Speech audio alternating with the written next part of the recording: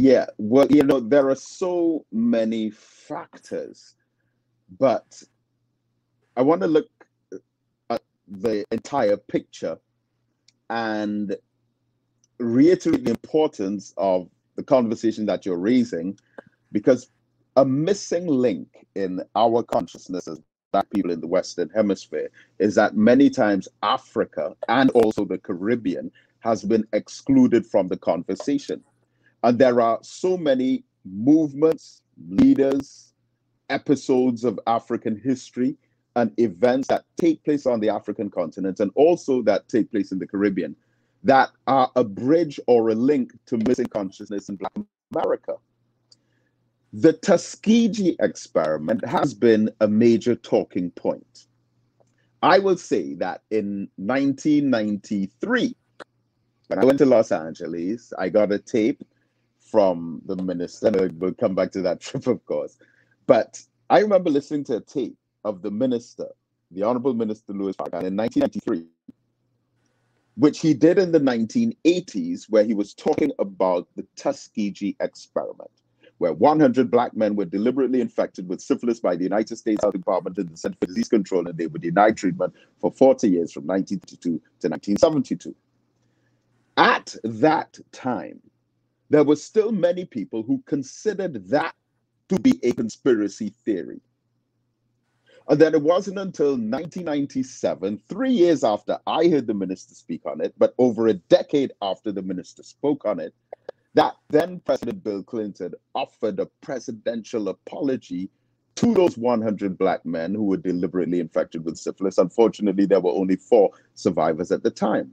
Now, because that information has been so heavily circulating around the African diaspora, the manufacturers and producers of these vaccines are forced to confront that truth, address it, and now we're even seeing on major news networks globally like CNN, where they actually pulled out the press conference or the press statement by President Bill Clinton, and they've been doing documentaries on the Tuskegee experiment. HBO did a movie about it called Miss Evers' Boys. There was so much information that has come to the fore because the greatness of Black leadership raised those concerns on behalf of the Black community.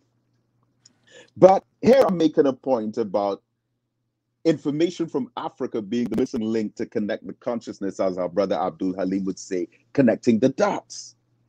Because the Final Call newspaper revealed over the last couple of weeks that there was another case that was equally disturbing in some aspects as the Tuskegee experiment, but because it took place across the Atlantic Ocean on the continent of Africa, on the west coast in Nigeria, and many of us never heard about it, never saw it on the news. It was never a talking point in our community, but thanks to the Final Call newspaper, it came out.